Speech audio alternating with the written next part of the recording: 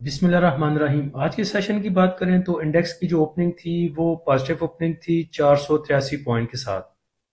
उसके बाद इंडेक्स ने आपको हाई लेवल दिखाया 1,63,384 का, जिधर इंडेक्स ने 581 पॉइंट गेन किए थे। उसके बाद आज का लो लेवल अगर देखें तो वो 1644 पॉइंट की कमी के साथ 1,61,159 पे रहा। इंडेक्स की क्लोजिंग भी 1521 पॉइंट की कमी के साथ 1,61,281 पे आई।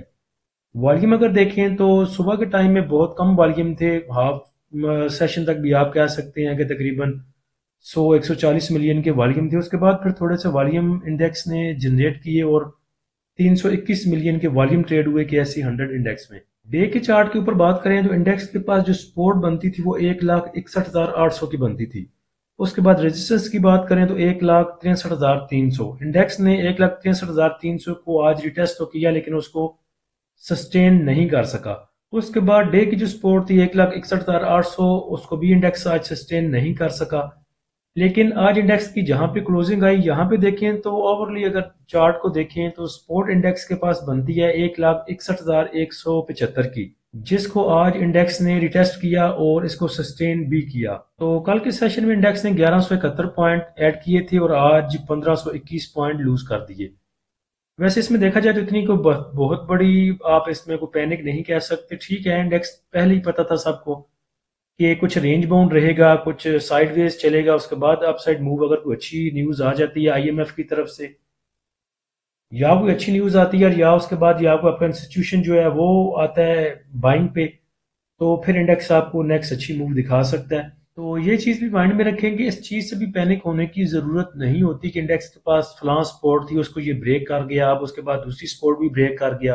तो जहां इंडेक्स सपोर्टें ब्रेक किया करते हैं वहीं पे रेजिस्टेंस भी सस्टेन किया करते हैं और रेजिस्टेंस को ब्रेक करके ऊपर जाके उसको सस्टेन भी किया करते हैं।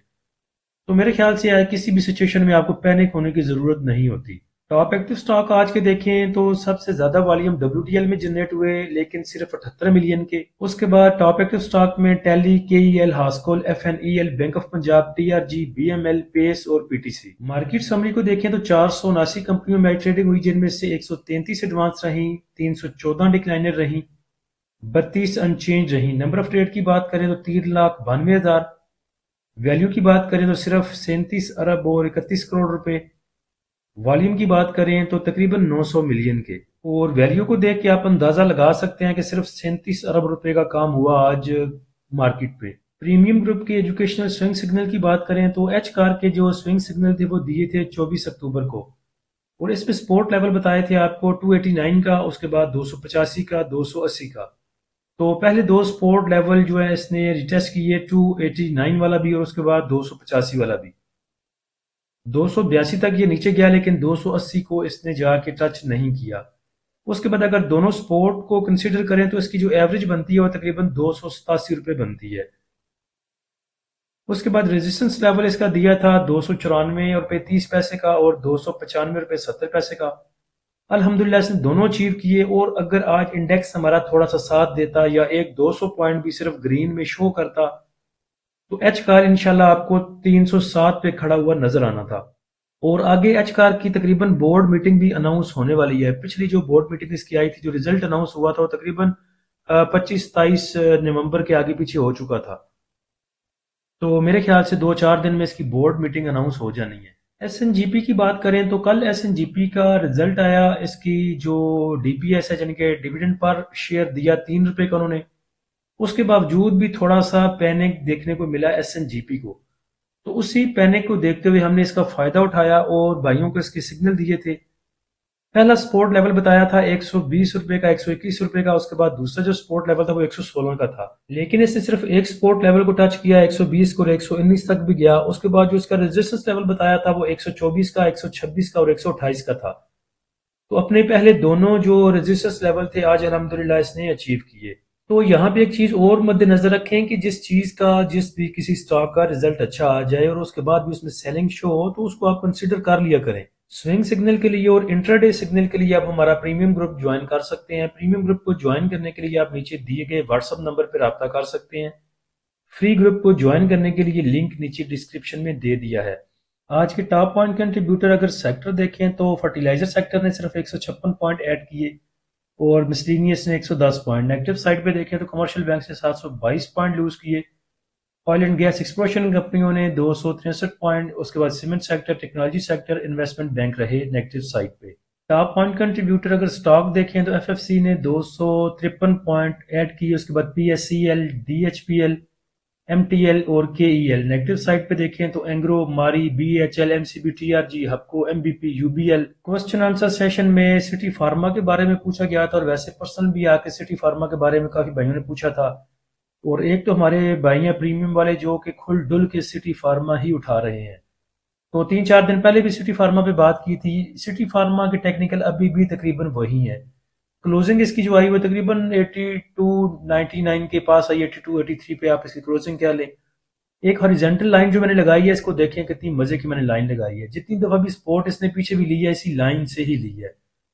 तो अभी आप कह सकते हैं कि मेजर हॉरिजेंटल जो इसके पास सपोर्ट है वो यही है 82-83 की। आज की कैंडल की बात करें तो आज की कैंडल भी बीरिश है, रेड कैंडल आज भी बनी। उसके बाद अगर देखें तो जो इसके पास मेजर सपोर्ट थी 20 मूविंग एवरेज की, 50, 100, 200, उन सब से ये नीचे मूव कर रहा है। मैगडी को अगर देखें तो वो स्टिल नेगेटिव शो कर रहा है। उसके बाद अगर हिस्टोग्राम को देखें तो वो भी बीरिश मोमेंटम शो कर रहा है। आरएसआई को अगर देखें तो आरएसआई आप इसकी 34.91 पे है। इसको आप ओवरसोल्ड कह सकते हैं, लेकिन इसमें अभी तक कोई रिवर्सल का कोई स्ट्रेंथ, कोई साइन नजर नहीं आता।